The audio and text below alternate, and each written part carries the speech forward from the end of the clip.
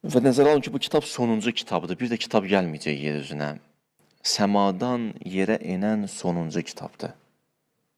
Bu bizim əlimizdədir. Bir daha yer üzünə kitab nazil olmayacaq. Və bu elə bir kitabdır ki, külliyyatla bağlı, ana mövzularla bağlı nə söz deməlisə deyib.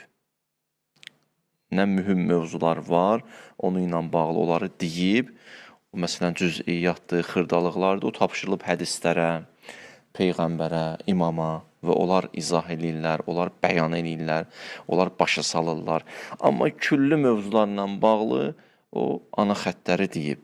Yəni, bəşərin səadəti üçün nə lazımdırsa, Quran bizə xətt verib.